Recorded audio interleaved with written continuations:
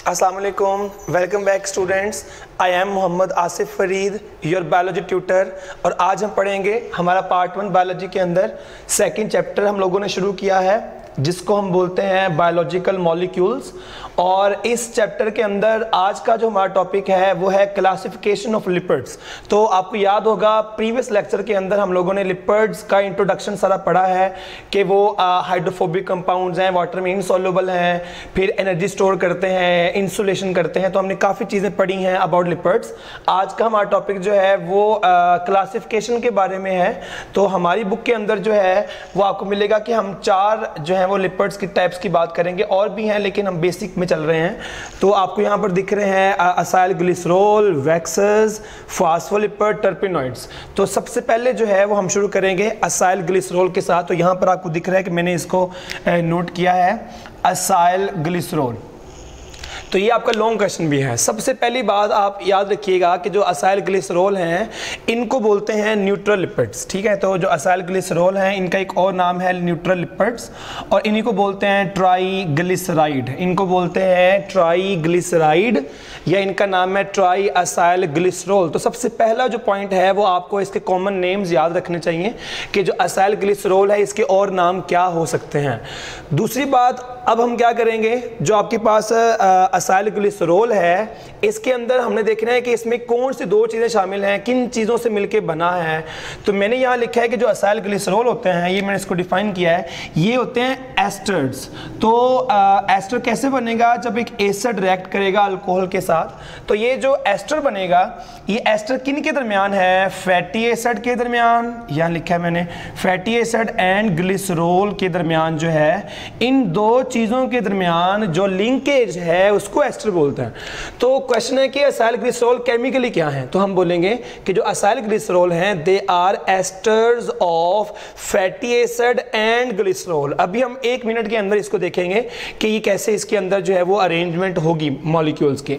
तो आपको दिख रहा है कि 2 चीज़ों को आपको जोड़ना पड़ेगा, एक है फैटी एसिड और एक है ग्लिसरॉल। तो डायग्राम में डाउन जाएंगे, यहाँ आपको दिख रहा है, तो जो मैंने यहाँ पर स्ट्रक्चर ड्रॉ किया है, तो ये फैटी एसिड है जो आपको ब्लैक में दिख रहे हैं। तो ये एक फैटी एसिड, दूसरा फैटी एसिड और तीसरा फैटी एसिड।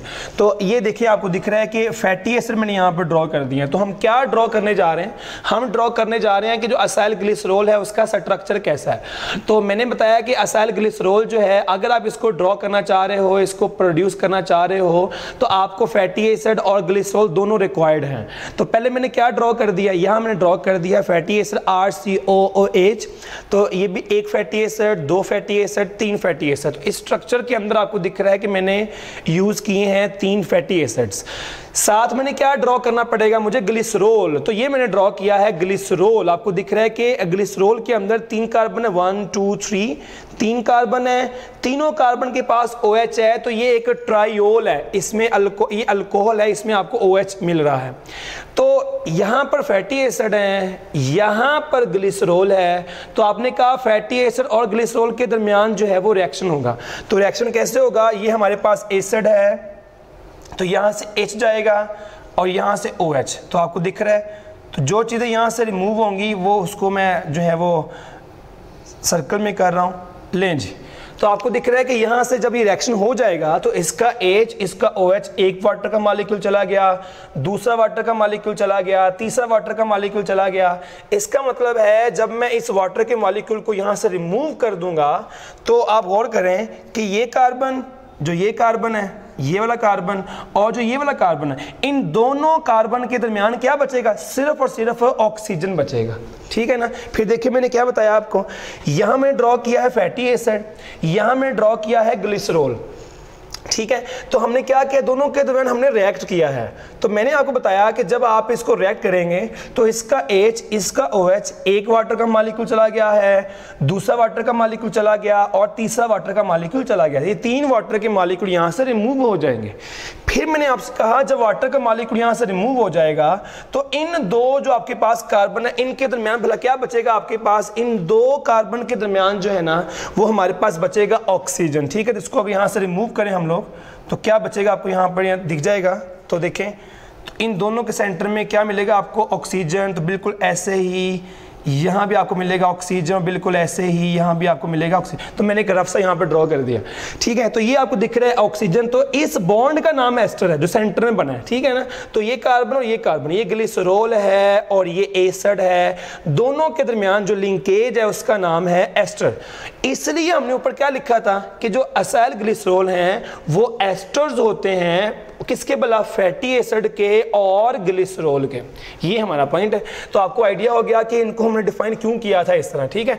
तो what are acyl glycerol? Acyl glycerol are the esters of fatty acid and glycerol, और इसी का नाम क्या रखा है हमने, ट्राईग्लिसराइड, ठीक है जी। तो ट्राई आपके पास इसके लिए है, ग्लिसराइड आपके पास इसके लिए है। ये समझ लगी हमें।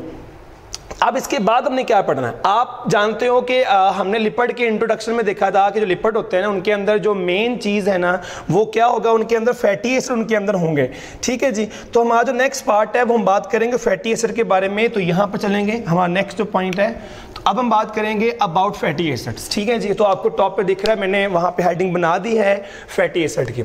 सबसे पहला पॉइंट आपने याद रखना है कि हमारा यहाँ पर हम बात करने वाले हैं कि फैटी एसिड के अंदर क्या होगा, फैटी एसिड के अंदर कार्बन कितने होंगे, हाइड्रोजन कैसे होंगे, ये मिसाल देखना है। तो यहाँ पर मैंने 2 मॉलिक्यूल ड्रॉ किए हैं फैटी एसिड के। तो आपको दिख रहा है कि ये भी फैटी एसिड है, ये एक फैटी एसिड है, ये दूसरा फैटी एसिड है, ठीक है। तो ये मैंने यहाँ पर ड्रॉ किए हैं फैटी एसिड।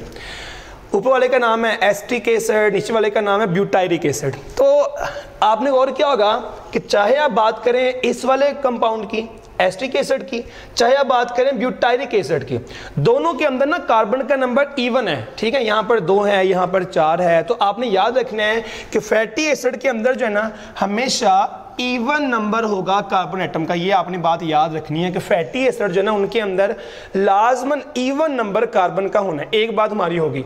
दूसरा पॉइंट, वो जो कार्बन है ना वो अटैच होंगे हाइड्रोजन के साथ। दिख रहा है आपको, ये भी अटैच है हाइड्रोजन के साथ, ये भी अटैच है हाइड्रोजन से, ये भी अटैच है हाइड्रोजन से। तो फैटी एसिड कैसे बनेंगे, फैटी एसिड के अंदर इवन नंबर कार्बन एटम का होगा, अटैच होंगे विद हाइड्रोजन। और एक अहम बात, उनके मॉलिक्यूल के अंदर जो है ना कार्बोक्सिल ग्रुप होना है, COOH, जो एसिडिक ग्रुप है। तो आपको दिख रहा है कि एस्टिक एसिड के अंदर भी दिख रहा है आपको COOH, यहाँ भी आपको दिख रहा है COOH। ये आपके पास एस्टिक एसिड यानी इनके अंदर ग्रुप है कार्बोक्सिलिक ग्रुप जो है, तो ये आपको यहाँ पर दिख रहा है। तो ये चीज़ें जो मैं रेड में लिखी हैं, ये चीज़ें पूरी होंगी तो फैटी एसिड होगा। तो इवन नंबर कार्बन एटम का अटैच होगा with hydrogen and having the carboxylic group is called as fatty acid. अब जब हमने देख लिया कि फैटी एसिड क्या होते हैं, हमने फौरन से इसको 2 में डिवाइड कर देना। मैंने यहाँ लिखा है सैचुरेटेड फैटी एसिड, ये आपने सुन रखा होगा पहले से, और दूसरे को हम बोलते हैं अनसैचुरेटेड फैटी एसिड। तो ये जो सैचुरेटेड फैटी एसिड है इसमें डबल बॉन्ड नहीं होता, नो डबल बॉन्ड मैंने यहाँ लिखा है। तो सैचुरेटेड फैटी एसिड जो है इनके अंदर नो डबल बॉन्ड।